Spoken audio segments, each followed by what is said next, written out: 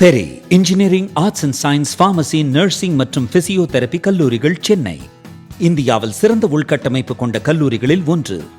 100% வேலை வாய்ப்பினை உறுதி செய்யும் சாதனை. ஆயிரக்கணக்கான பிற கல்லூரி மாணவர்களுக்கும் வேலை தந்த பெருமை. பெரி, எங்கள் கண்களில் உங்கள் கனவுகள்.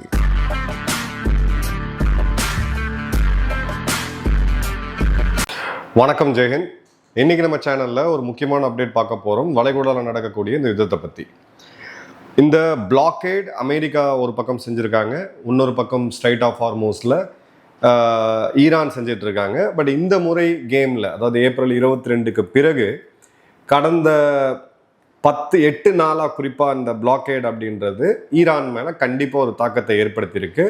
இப்போ ஈரானோட நெகோசியேஷன் முழுக்கவுமே இந்த பிளாக்கேடை எடுத்தால் நாங்கள் ஸ்ட்ரைட் ஆஃப் ஹார்மோஸை எடுக்கிறோம் அப்படின்ற தோணியில் மாறி இருக்கு. அவங்களுடைய அணு ஆயுத திட்டம் மற்றும் அவங்க மேலே இருக்கக்கூடிய பொருளாதார தடைகள் மற்றும் எங்கள் மேலே மீண்டும் போர் தொடுக்கக்கூடாது அப்படின்ற 3 முக்கியமான அம்சத்தில் அவங்க விலகி இருக்கிறாங்க. எப்படியாவது இப்போ ஸ்ட்ரைட் ஆஃப் ஹார்மோஸை ஓப்பன் பண்ண ஆக வேண்டிய கட்டாயம் அப்படின்றது ஈரானுக்கு தெளிவாகவே வந்திருக்கு. ஸோ அமெரிக்கா கொடுத்துருக்கக்கூடிய ப்ரெஷர் நிச்சயமாக இந்த இடத்துல வேலை செஞ்சுருக்கு. ஆஸ் ஃபார் அஸ் அமெரிக்கா ஈரானுடைய ஆயில் எக்ஸ்போர்ட்ஸை பொறுத்தவரை கிட்டத்தட்ட $500 மில்லியன் அளவுக்கான வர்த்தகத்தை தினம் அவங்க இறக்குறாங்க. அதே மாதிரி அமெரிக்காவுடைய ட்ரெஷரி டிபார்ட்மெண்ட் ஈரானுடைய அந்த பேமெண்ட்ஸ் எல்லாமே கிரிப்டோ கரன்சி மற்றும் யுவானில் வரதுனால ஒரு கிரிப்டோ கரன்சியோட டிரான்சாக்ஷனை அக்கௌண்ட்டை பெரிய லெவலில் ட்ராக் பண்ணி கிட்டத்தட்ட 500 மில்லியன் அளவுக்கான ஈரானுடைய பணத்தை முடக்கியிருக்காங்க. ஸோ இப்போது போர் அப்படின்றது இப்போ ட்ரம்ப் எடுத்துருக்கக்கூடியது 2 ஆப்ஷன். ஏன்னா டைம் ட்ரம்ப்புக்கு ரொம்ப கம்மியாக இருக்கிறதுனால 2 ஆப்ஷன். ஒன்று, மீண்டும் ஒரு கடுமையான தாக்குதலை, ஒரு ஷார்ட் இன்டென்சிவான ஒரு மிலிட்ரி ஆக்ஷனை பண்ணுறது, அதன் பிறகு பேச்சுவார்த்தைக்கு கூப்பிடுறது. இல்லை இந்த ப்ரெஷரை இன்னும் அதிகப்படுத்தி ஈரானுக்குள்ளே என்ன நடக்குன்றதை பார்த்துட்டு அதன் பிறகு ஆட்சியாளர்கள் மேலே இப்போ பெரிய அதிருப்தி இருக்கிறத கிளியர் கட்டாக பார்க்க முடியுது. ஏன்னா மக்களுக்கு பதில் சொல்ல வேண்டியது அங்கே இருக்கக்கூடிய அதிபர் பெஷ்கியான் மற்றும் அவங்க சபாநாயகர், இந்த அமைச்சரவை, இவங்க.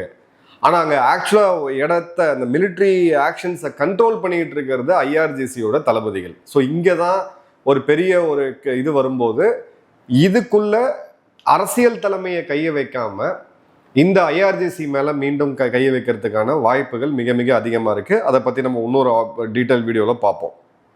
இப்போ இந்த இடத்துல ஒரு மேஜரான கேம்பிள் நடந்திருக்கு. பாகிஸ்தான் யாருக்கிட்ட காசு வாங்கிட்டு என்ன வேணாலும் பண்ணுவாங்க அப்படின்றத நம்ம ஏற்கனவே பல முறை பார்த்துருக்குறோம். இப்போது அமெரிக்கா கொடுத்துருக்கக்கூடிய நெருக்கடி ஈரானுக்கு என்ன? அடிப்படையாக ஈரானோட துறைமுகங்களுக்குள்ள எந்த கப்பலும் போகக்கூடாது, அங்கேருந்து யாரும் வெளியில் வரக்கூடாது. இதுவரை 33 கப்பலை அவங்க திருப்பி அனுப்பிச்சிருக்காங்க 28ஆம் தேதி ஏப்ரல் வரைக்கும். அதே மாதிரி ஒரு கப்பலை சிறைப்பிடிச்சாங்க அப்படின்றதையும் பார்த்தோம். ஈரானுடைய ஆயில் ப்ரொடக்ஷன் அதிகமாக, அதாவது அந்த ஆயில் ப்ரொடக்ஷனை வெளியில் அனுப்ப முடியாமல் அதை சேமிக்க வைக்க இடமும் இல்லாமல் அவங்களுடைய டெட் டேங்கர்ஸ், கப்பல்கள், ஸ்கிராப் பண்ணப்பட்ட கப்பல்கள் இப்போ ஸ்டோர் பண்ணியிருக்காங்க அப்படின்ற டீட்டெயில்டு வீடியோவை நம்ம நேற்று பார்த்தோம். இப்போ இந்த இடத்துல தான் ஒரு ட்விஸ்ட் ஆஃப் த ஸ்டோரி வருது. அந்த ட்விஸ்ட் ஆஃப் த ஸ்டோரி என்ன அப்படின்னு பார்த்தீங்கன்னா, 25 ஏப்ரல் அன்னைக்கு பாகிஸ்தானுடைய வர்த்தகத்துறை ஒரு ஆர்டரை இஷ்யூ பண்ணுறாங்க. ஆர்டருடைய நம்பர் பார்த்தீங்கன்னா 691/1/2026. Transit of goods through territory of Pakistan order 2026 அப்படின்றது தான். இது என்ன அப்படின்னா, பாகிஸ்தானுடைய ரூட் வழியாக, பாகிஸ்தானோட சாலைகள் வழியாக டிரான்சிட் ஆகக்கூடிய, கடந்து போகக்கூடிய சரக்கு போக்குவரத்துக்கான ஆர்டர் அப்படின்றது தான். இதில் என்னன்னா 6 காரிடரை ஈரானோட ஓப்பன் பண்ணியிருக்காங்க. அதாவது 6 ரோடுகள் ஈரானுக்கு ஓப்பன் பண்ணியிருக்கிறாங்க. ஏன் அப்படின்னு பார்த்தீங்கன்னா, இப்போ இந்த பிளாக்கேடில் ஈரானுக்கு எண்ணெயில் கிடைக்கக்கூடிய வருமானம் தடைப்பட்டிருக்கு அப்படின்றத விட அவங்களுக்கு இன்னொரு சீரியஸான ப்ராப்ளம் என்னென்னா, மக்களுக்கு போக வேண்டிய அன்றாட தேவைகள், குறிப்பாக பார்த்தீங்கன்னா உணவு, மருந்து, இது பால் பவுடர் போன்ற விஷயங்கள். இப்போ இதுவும் தடைப்பட்டிருக்கிறது தான் அமெரிக்கா அந்த ஸ்ட்ராட்டஜியை யூஸ் பண்ணுறாங்க. உள்ளுக்குள்ளே ஒரு கிளர்ச்சியை மீண்டும் உண்டு பண்ணணும். ஏன்னா எவ்வளோ நாள் இந்த ஒரு சூழ்நிலையில் இப்போது உங்களுக்கு மொபைல் வாங்கணும், உங்களால் மொபைல் வாங்க முடியல, அன்றாடம் பயன்படுத்தக்கூடிய உணவு சரியாக கிடைக்கல அப்படின்ற போது மக்கள் கோபத்தை அதிகப்படுத்தும். இந்த இடத்துல தான் ஈரான் கிட்ட இலவசமாக பெட்ரோல் டீசல் வேலை அந்த பக்கம் எடுத்துக்கிட்டு, அதாவது ஏன்னா இப்போ இவங்களுக்குமே அந்த ஸ்ட்ரெயிட் ஆஃப் ஹார்மோஸ் வழியாக தான் கச்சா எண்ணெய் அப்படின்றது வந்துகிட்டு இருக்கு. 400 ரூபாய்க்கு அதிகமாக பெட்ரோல் டீசல் வேலை போயிருக்கிறத பற்றி நான் ஏற்கனவே சொல்லியிருந்தேன். ஸோ இப்போ இவங்க என்ன பண்ணியிருக்காங்க அப்படின்னு பார்த்தீங்கன்னா, பாகிஸ்தான்கிட்ட நீங்கள் எங்களுக்கு லேண்ட் பார்டரில் ஆயில் கொடுங்க, அதுக்கு பதிலாக நாங்கள் லேண்ட் பார்டரை 6 லேன் உங்களுக்கு வந்து ஓப்பன் பண்ணி விடுறோம். ஸோ 6 ரோடு ஈரானில், பாகிஸ்தான்லேருந்து இப்போ ஈரானுக்கு போகக்கூடிய ரோடு ஓப்பன் ஆகிருக்கு. இப்போ எதுக்கு இது அப்படின்னு பார்த்தீங்கன்னா, இது வந்து டெசிக்னேட்டட் காரிடர். இதுக்கு ப்ரையாரிட்டியாக ஈரானை நோக்கி போகக்கூடிய வாகனங்களுக்கு தான் இங்கே வந்து ப்ரையாரிட்டி அப்படின்றது கிடைக்கும். ஏன்னா 3000 கண்டெய்னர்ஸ் ஈரானுக்கு பொருட்களை எடுத்துக்கிட்டு வந்த கண்டெய்னர்ஸ் அமெரிக்காவால் திருப்பிடப்பட்டு அது இப்போ கராச்சி துறைமுகத்திலையும் காசிம் துறைமுகத்திலையும் இருக்கு. இந்த ரெண்டுமே பாகிஸ்தானுடைய லைஃப் லைன் துறைமுகங்கள். இங்கிருந்து சாலை மார்க்கமா ஈரானுக்கு இதை கொண்டு போய் சேர்க்கறதுக்கு தான் இந்த இதை ஓப்பன் பண்ணியிருக்கிறாங்க அப்படின்றத பார்க்குறோம். 2 பார்டர் கிராசிங், தஃப்தான் அப்படின்ற ஒரு இடம் பலுச்சிஸ்தான்ல, கப்த் அப்படின்ற ஒரு இடம் பலுச்சிஸ்தான்ல. ஸோ கப்த்லையும் தஃப்தான்லையும் இருக்கக்கூடிய டிரான்சிட் பாயிண்ட் மூலியமா அமெரிக்காவால் தடுத்து நிறுத்தப்பட்ட ஒரு 3000 கண்டெய்னர்ஸ், பொருட்கள் எடுத்து செல்லக்கூடிய 3000 கண்டெய்னர்ஸ் அப்படின்றது இப்போ திருப்பி பாகிஸ்தான் வழியாக போகுது அப்படின்றத பார்க்குறோம். இப்போ கவடார் கப்ட் ரூட் அப்படின்றது ரொம்ப ரொம்ப முக்கியமானது. 89 கிலோமீட்டர். கிட்டத்தட்ட பார்த்தீங்க அப்படின்னா கராச்சியிலேருந்து இவங்க போகிறதுக்கு பதிலாக கவடாரை யூஸ் பண்ணாங்க அப்படின்னா 2லேருந்து 5 மணி நேரத்துக்குள்ளே போக முடியும். 80 கிலோமீட்டர் வந்து ஆவரேஜாக ஒரு 3 to 5 மணி நேரத்துக்குள்ளே போக முடியும். அதே கராச்சியிலேருந்து போனாங்கன்னா 18 மணி நேரம் ஆகும்.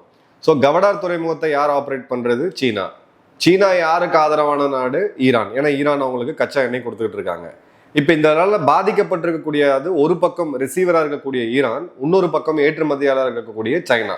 ஸோ சைனாவுடைய கப்பல்களை சைனாவிலேருந்து ஈரானுக்கு போயிட்டு இருந்த இந்த சரக்கு கண்டெய்னர்ஸ் கிட்டத்தட்ட 3000 கண்டெய்னர்ஸை கவடார் வழியாக இந்த இருக்கக்கூடிய கப்த் ரூட்டில் கொண்டு போய் டைவெர்ட் பண்ணுறது தான். இந்த ரோடை போட்டதுமே சைனா தான் அப்படின்றது ஒரு மிக முக்கியமான பாயிண்ட்டு. இது பார்த்தீங்கன்னா ஒரு 55% டிரான்ஸ்போர்ட் காஸ்ட்டை வந்து ரெடியூஸ் பண்ணும். அந்த டிரான்சிட் டைம்னு சொல்லக்கூடிய தூரம் 18 மணி நேரத்திலிருந்து கிட்டத்தட்ட 3 to 5 மணி நேரமாக குறையுது அப்படின்றத பார்க்குறோம். ஸோ முதல் முறையாக சைனாவுடைய கையில் இருக்கக்கூடிய கவடார் துறைமுகம் அப்படின்றது பைபாஸ் பண்ணி ஈரானுக்கு கூட்ஸ் அனுப்புகிறாங்க. வரலாற்றிலே இதுதான் முதல் முறையாக நடக்குது. கவடார் வழியாக இவங்களுக்கு வந்து பாகிஸ்தானுக்கு வந்து ஈரானுக்கு வந்து போகக்கூடியது. ஸோ இந்த நார்த் சவுத், அதாவது சிபெக் காரிடரில் ஈரான்ல இருந்து சரக்கை எடுத்துக்கிட்டு வெளியில் வந்திருக்காத அந்த ரோடெல்லாம் பண்ணாங்க. இப்போ அந்த ரோடு முதல் முறையாக ஈரானுக்குள்ள பொருட்களை கொண்டு போகிறதுக்கு பாகிஸ்தான் வழியாக பயன்படுத்தப்படுது அப்படின்றத பார்க்குறோம். அப்போ இந்த இடத்துல இந்த ஆர்டர் ஏன் தேவைப்படுதுன்னா, இந்த துறைமுகத்தில் இருக்கக்கூடிய ஒப்பந்தப்படி பாகிஸ்தானுக்கு வரக்கூடிய பொருட்களுக்கு மட்டும்தான் இந்த துறைமுகத்தில் அனுமதி இருக்கு. இப்போ பாகிஸ்தான்ல இருந்து யாராவது ஒரு இம்போர்ட்டர், இறக்குமதியாளர் இதை இம்போர்ட் பண்ணி மீண்டும் ஆப்கானிஸ்தானுக்கோ ஈரானுக்கோ ஏற்றுமதி செய்யறதுக்கான அந்த டிரான்சாக்ஷனை பண்ணிட்டு அதன் பிறகு அதற்கு உண்டான இறக்குமதி வரி, ஏற்றுமதி வரி, ஜிஎஸ்டி எல்லாத்தையும் கட்டிட்ட பிறகுதான் அங்கிருந்து வெளியில போக முடியும். இப்போ இந்த ஆர்டரை போட்டது மூலியமா ஈரானுக்கு தடைபட்டிருக்கக்கூடிய அந்த பொருட்கள் ஸ்ட்ரெயிட் ஆஃப் ஹார்மோஸ்க்கு உள்ள போகாம நேரடியாக கவடார் மற்றும் காசிம் போர்ட் மற்றும் கராச்சி துறைமுகத்துக்கு வந்து அங்கிருந்து சாலை மார்க்கமா டிரான்சிட் ரூட்டோட எந்த விதமான கட்டணமும் பாகிஸ்தானுக்கு வந்து கொடுக்கணும்னு அவசியம் கிடையாது, நேரடியா ஈரானுக்கு போக போகுது அப்படின்றத பார்க்குறோம். இப்போ சைனாவுடைய அழுத்தத்துக்கு ஈடு கொடுத்து அதுக்கு வந்து இப்போ என்ன பண்ணியிருக்காங்க அப்படின்னு பார்த்தீங்கன்னா, ஏன் இதை ஈரான் பண்ணுது, அதாவது பாகிஸ்தான் பண்ணுது அப்படின்னா, அமெரிக்கா கிட்ட காசு வாங்கிட்டு இப்போ ஓவரா ஆடியாச்சு. இப்போ இன்னொரு டேடி சைனா இருக்கிறாரு. சைனாவுடைய பொருட்கள் அங்கே தடைப்பட்டு இருக்கு. சைனாவுடைய நெருங்கிய நட்பு நாடான ஈரானுக்கு இப்போ பிரச்சனை இருக்கு. ஸோ பாகிஸ்தானை தட்ட வேண்டிய இடத்துல தட்டி, கொடுக்க வேண்டிய இடத்துல கொடுத்து இந்த 6 ரூட்டை ஓப்பன் பண்ணியிருக்காங்க. ஸோ ட்ரம்ப் போட்ட அந்த ப்ரெஷர் அப்படின்றது இப்போ டீரிஸ்க் ஆகுது. ஈரானுக்கு இப்போ பெரிய லெவலில் கவலை இல்லை. இந்த சாலை மார்க்கமாக போகக்கூடியது கண்டினியூ ஆச்சு அப்படின்னா ஈரான் இந்த போரை வந்து இன்னும் எத்தனை மாதம் வேணாலும் தொடர முடியும். ஆனால் இதில் இருக்கக்கூடிய கேவியாட் என்ன அப்படின்னு பார்த்தீங்கன்னா, அத்தியாவசிய தேவைகள் கண்டெய்னரைஸ்டு கூட்ஸை மட்டும்தான் இந்த சாலை மார்க்கமாக நீங்கள் பெருசாக எடுத்துகிட்டு போகணுமே தவிர ஆயிலை நீங்கள் பைபாஸ் பண்ண முடியாது. ஒரு கப்பலில் வந்து ஒரு 20 லட்சம் பேரல் 2 லட்சம் பேரல் ஆயிலை ஸ்டோர் பண்ணுறதுக்கும் அந்த 2 லட்சம் பேரல் ஆயிலை நீங்கள் சாலை மார்க்கமாக எடுத்துகிட்டு வரணும்னு நினச்சிங்கன்னா அது பாசிபிள் கிடையாது. ஸோ பாகிஸ்தான் இப்போ சைனாவுக்கு விசுவாசமாக இந்த ரூட்டை ஓப்பன் பண்ணிக்கிட்டு அதே மாதிரி தங்களுக்கு இருக்கக்கூடிய பெட்ரோல் டீசல் பிரச்சனையை அடுத்த ஒரு வாரத்துக்கு எப்படியா சமாளிச்சா போதும்னு சொல்லிட்டு இப்போ ஈரான் கிட்ட இருந்து பெட்ரோல் டீசல் அந்த ரூட்ல வாங்கிட்டு இவங்களுக்கு தேவைப்படக்கூடிய கண்டெய்னர்ஸை உள்ள அனுப்புறாங்க. பட் இதுல அமெரிக்காவுக்கு இருக்கக்கூடிய பெரிய பிரச்சனை என்னன்னா, அந்த ஈரான் சஃபர் பண்ணக்கூடிய நாடு பாகிஸ்தான் இப்படி ஒரு கேம்பிள் பண்றாங்க, அது கூட ஓகே தான். பட் இதுல சரக்கு போக்குவரத்தை தவிர சைனால இருந்து சோடியம் பெர்குலேட்னு சொல்லக்கூடிய அந்த ஏவுகணைகளுக்கு தேவைப்படக்கூடிய மூலப்பொருட்களையும் ட்ரோன்ஸுக்கு தேவைப்படக்கூடிய காம்பனன்ட்ஸையும் சைனா வந்து இந்த வழியை அனுப்பிச்சாங்கன்னா பாகிஸ்தானால ஒன்றும் கிழிக்க முடியாது. ஏன்னா பாகிஸ்தானுக்கு அது தெரியும், அது வேற விஷயம். இந்த கண்டெய்னரை பாகிஸ்தானால ஓப்பன் பண்ண முடியாது. இந்த அக்ரிமெண்ட், டிரான்சிட் அக்ரிமெண்ட்ன்றது கவடார்ல வந்து இறங்கும், கராச்சியில வந்து இறங்கும். அதுல ஈரானுக்கு உண்டான ஏற்றுமதி அந்த பிஎல்னு சொல்லுவாங்க, பிஎல் இருக்கும். அதன் பிறகு அது ஸ்ட்ரைட்டாவே சாலை மார்க்கமா ஈரானுக்கு போகும். ஈரான் பாகிஸ்தானுடைய அந்த கவாட் செக் போஸ்ட்ல மட்டும்தான் இது வந்து செக் பண்ணப்பட்டு அப்புறம் ஈரான் உள்ள எடுத்துக்குவாங்க. ஸோ அதுக்குள்ள என்ன போகுது அப்படின்னு எங்களுக்கு தெரியாது அப்படின்னு இன்னசென்ஸ் கிளைம் பண்றதுக்கு முதல்ல வச்சிட்டாங்க. ஸோ இப்போ அமெரிக்காவை முதுகுல குத்துறதுக்கு கிளியர் கட்டா இவங்க வந்து இது பண்றாங்கன்னா, இப்போ அமெரிக்கா இதை பத்தி கமெண்ட் பண்ணல. பட் ட்ரம்ப்பை கடுமையா குற்றஞ்சாட்டக்கூடிய அங்கே உள்ள இருக்கக்கூடிய ஆட்கள் பாகிஸ்தானை நம்பி நீங்க இறங்கினதுல இதுதான் உங்களுக்கு நடக்க போகுது அப்படின்ற இதை வந்து கொடுத்துருக்காங்க அப்படின்றத பார்க்குறோம்.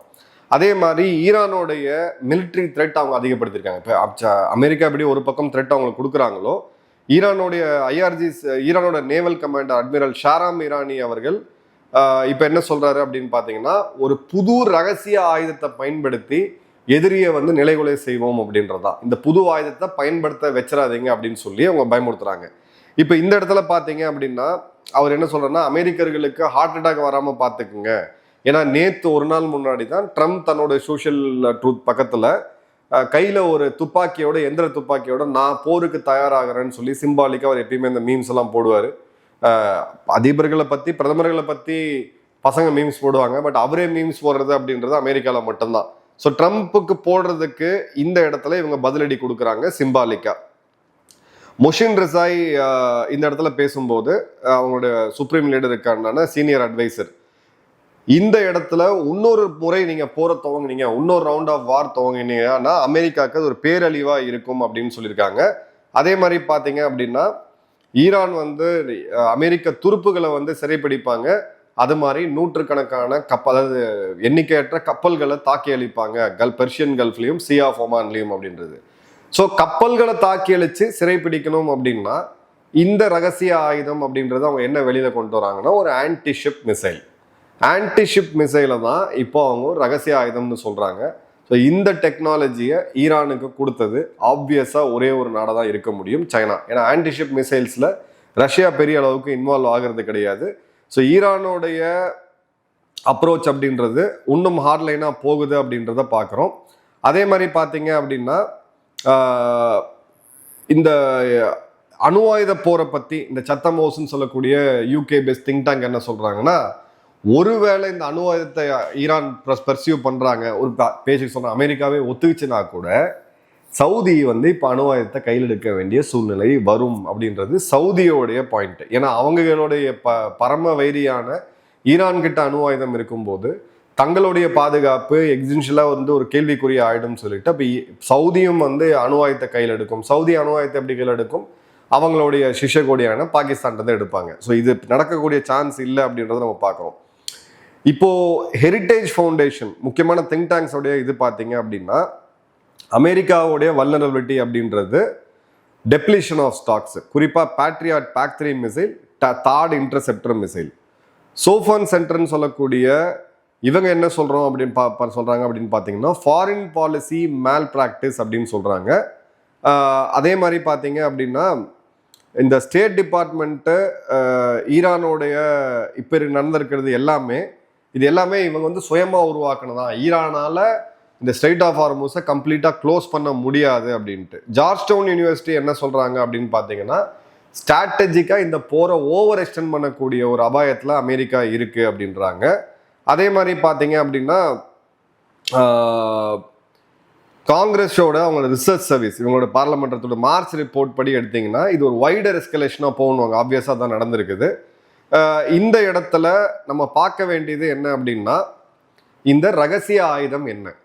ரெண்டே ஆப்ஷன் தான். ஒன்று ஆன்டிஷிப் மிசைல், இல்லை அண்டர் வாட்டர் ட்ரோன். இவங்க கப்பல்களை தாக்கி அளிக்கக்கூடிய ஒரு சீப் ஆப்ஷன் அப்படின்றது அண்டர் வாட்டர் ட்ரோன். அதே மாதிரி மேலேருந்து தாக்கி அளிக்கக்கூடியது ஒரு ஹைப்பர்சானிக் ஆன்டிஷிப் மிசைல்ஸ்.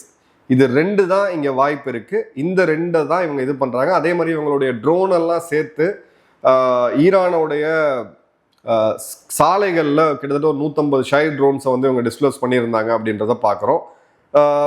இப்போ ஈரானுடைய இந்த நியூக்ளியர் ப்ரோக்ராம்ல இருந்து அவங்க பின் வாங்கலை அப்படின்னா கிளியர் கட்டாக சவுதியும் துருக்கியும் அடுத்தது அணு ஆயுதத்தை நோக்கி போவாங்க. 2த்துக்குமே காசு வாங்கிட்டு தூக்கி கொடுக்கக்கூடிய பாகிஸ்தான் அப்படின்றது இருக்கு.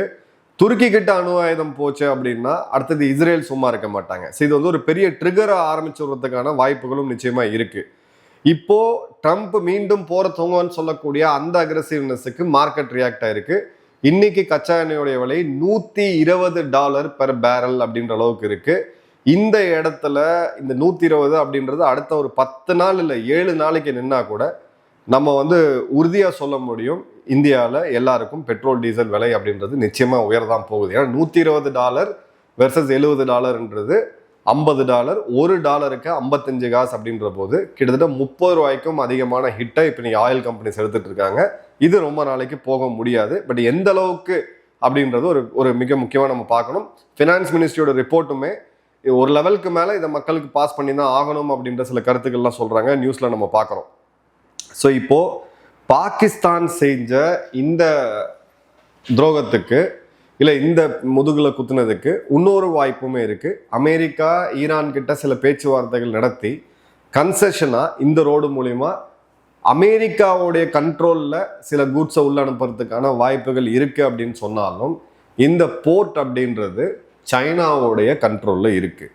ஸோ எந்த உழைப்புமே செய்யாம பயங்கரவாதத்தை மட்டுமே ஒரு தொழிலா வச்சு ஒரு நாடு இயங்கி எல்லா நாட்டுக்கிட்ட இருந்து நான் பிடுங்கி தின்னு நான் வந்து என் உடம்ப வளர்த்துக்குவேன்னு ஒரு நாடு போச்சுன்னா அது எப்படி இப்போ இந்த இதே கவடாரில் அமெரிக்காவோட உளவுத்துறையும் இருக்கும், சைனாவும் ஆப்ரேட் பண்ணுவாங்க, கூட இவங்களும் ஆப்ரேட் பண்ணுவாங்க. ஈரானுக்கு இந்த ரோட்ஸ் அவங்க வந்து ஓப்பன் பண்ணி விட்டுருக்காங்க. இந்த ரோட்ஸில் எவ்வளோ டிரான்சிட் ஆகுது அப்படின்றத நம்ம டீம் தொடர்ந்து மானிட்டர் பண்ணி இன்னொரு அப்டேட்டோட மீண்டும் சந்திப்போம். நன்றி, வணக்கம், ஜெயன்.